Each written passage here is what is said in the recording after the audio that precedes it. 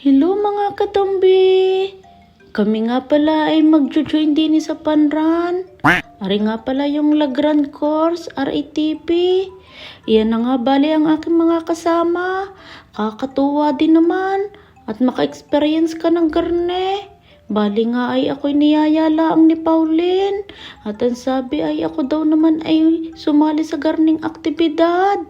Ay di arin na. Kami nga ho ay nag-umpisa ng tumakbo. Bali nga ho ay 5 kilometer lang ang pinili ko.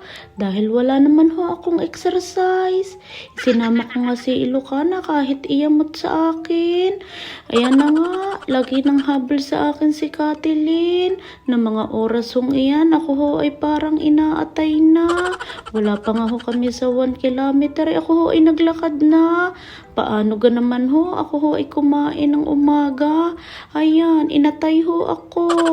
So, bali nga ho ako'y hingal na agad.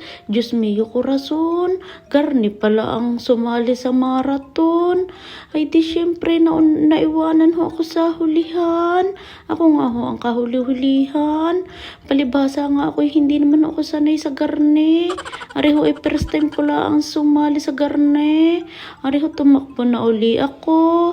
Ayan nga si Ilocana, talaga naman panditakbo. Kahit iyan ho ay masama ang lasa, ay sumama pa rin. Kami hong tatlo ay naiwanan dahil ugaling bagal ho namin.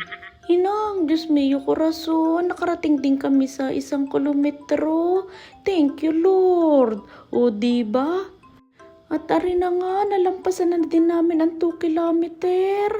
At ito na nga, nagpatuloy kami sa pagtakbo. Hindi namin nakita ang 3 kilometer. Kaya naman ho, 4 kilometer na agad ang aming narating. So ayun, sigawan ang mga tao. Ang sabi ay bravo, bravo. Diyos ko. At after 1 hour, kami nga ni Ilocana ay magkasama. Grabing experience ito. Sayang-saya ako. Dahil awa ng Diyos, kami ay nakarating sa finish line. Diyos ko, para ako nanalo ng loto.